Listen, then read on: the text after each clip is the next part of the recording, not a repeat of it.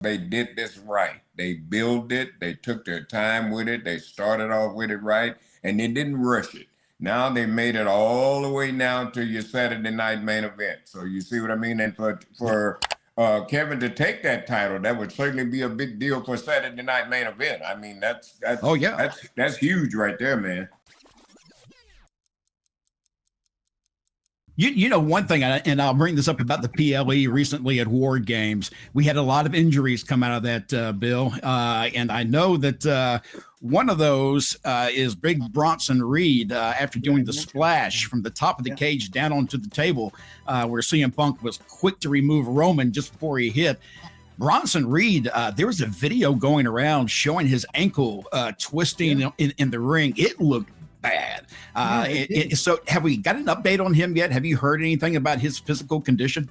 As of this taping, again, the rumor is this is why Drew McIntyre has been brought in, because Bronson Reed's going to be out for a while.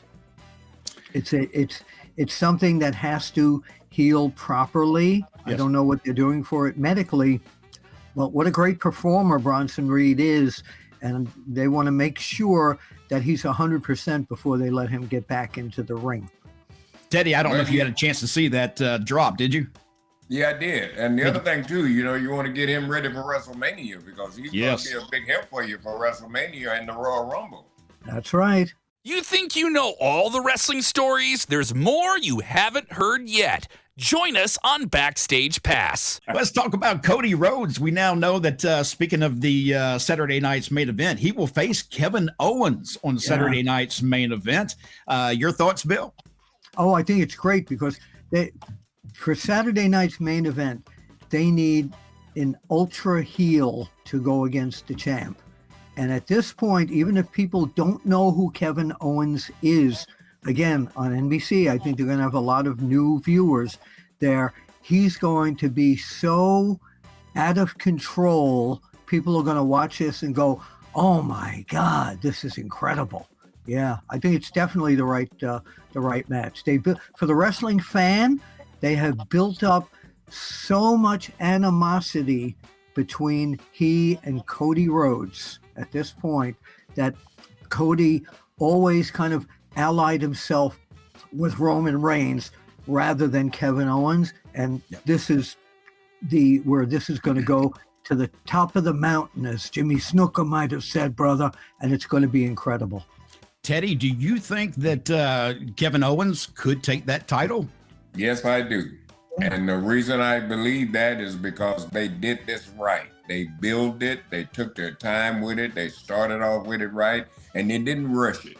Now they made it all the way now to your Saturday night main event. So you see what I mean? And for Kevin to take that title, that would certainly be a big deal for Saturday night main event. I mean, that's huge right there, man. Sure, and they come back in January with another Saturday night's main event, so that could be the vehicle for Cody to retain the title and keep people hooked. You know, the only thing that I worry about on Saturday night's main event, because it is the throwback for all three of us, because, you know, we remember the actual Saturday night main events. Sure. But back at that time, Saturday night main event was huge, mainly because you had a lead in most weeks by Saturday Night Live, which was a huge program back then. Back then, the show was funny back then.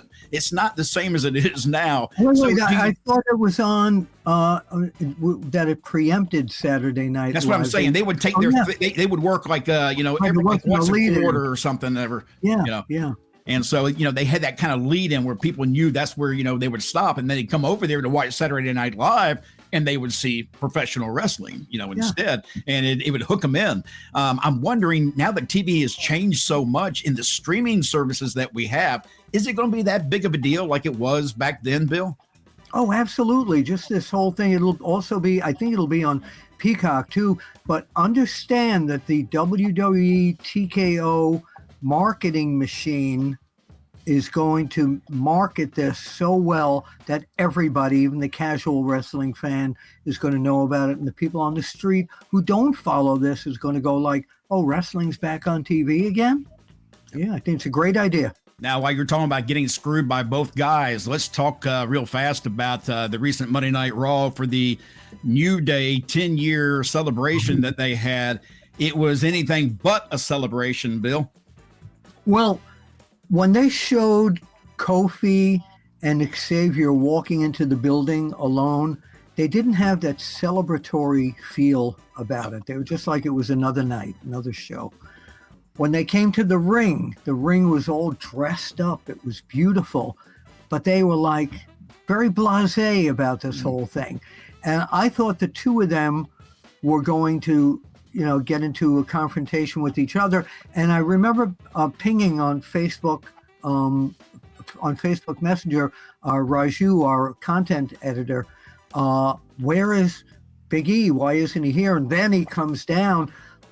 They hit a turnaround angle I never thought would happen, where Kofi and Xavier Woods bonded close together when we thought they were going to kill each other, and they turned their backs on Big E.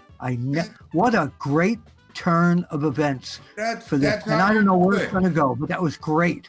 That's how you do it. You got to make people believe, and that was believable. That was real. Expect the unexpected. Right, exactly. Yeah. Give them something that they never would think would happen.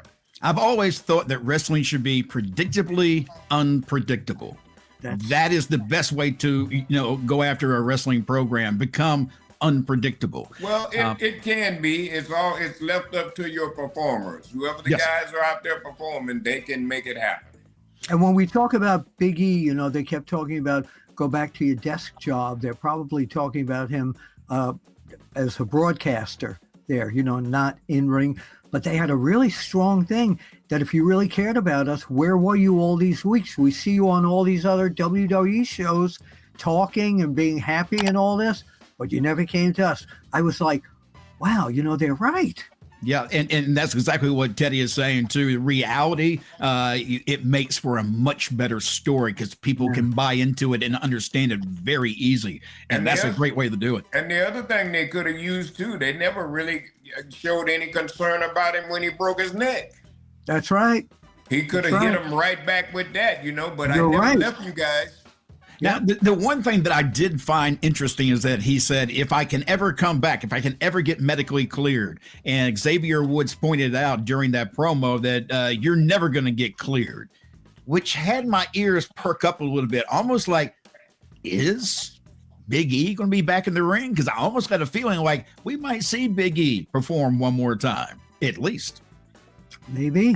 Well, I wouldn't doubt it. There's a good little story there with him and Kofi and Xavier. He could start out with Xavier, get that win on Xavier, 1, 2, 3, cook, and here comes Kofi right there, drops him.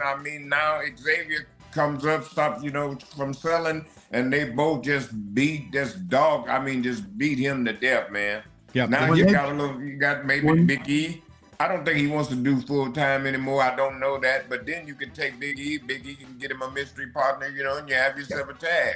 Now Big E is going up against his old team, the New Day. What's going to happen here? And when they hit him with that line, Stone Cold Steve Austin broke his neck and he came back.